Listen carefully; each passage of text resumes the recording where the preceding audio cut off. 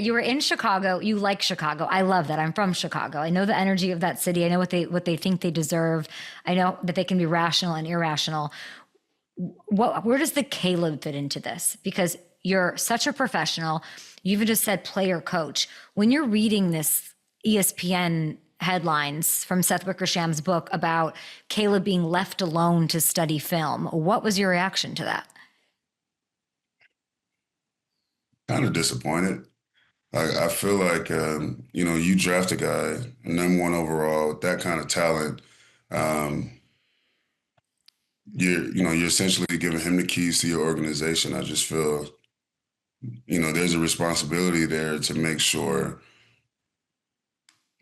obviously, one, coaching, but teaching, right? And making sure that this player has everything that he needs to develop in a way that you leave nothing unturned, right? And reading that, I know if that was me, I got drafted at number 28, in the first round, and I still needed that, right? Like I still needed guidance and direction Hmm.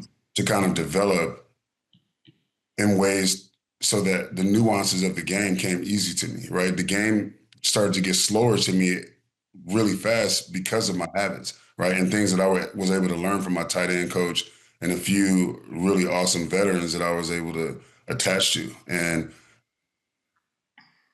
obviously, it's not too late, but it's still.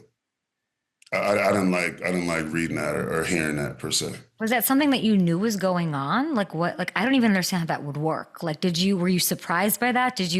I'm sure you made yourself available to Caleb. Yeah, yeah. No, I was definitely surprised by it, and I think how it works around the building. Like you're in your position groups the most, right? So Mm.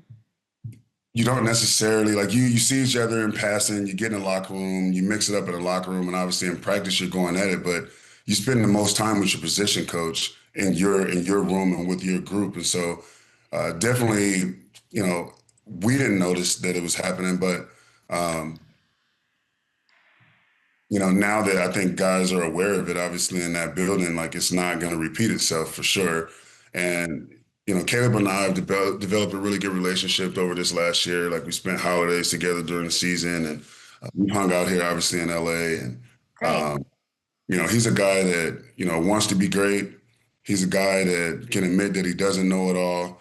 And part of it is, what I told him is in most situations, not just football, you have to learn how to become an active listener, right? Like you played this game for as long as you have, like there's a certain amount of knowledge that you think that you do have, but there's so much more if you're able to just open up your mind and just be an active listener, and not necessarily think you have all the answers, but even if you do have the answers, just sometimes sit back, listen, you'll learn more that way. And that's something that we kind of harped on a little bit together.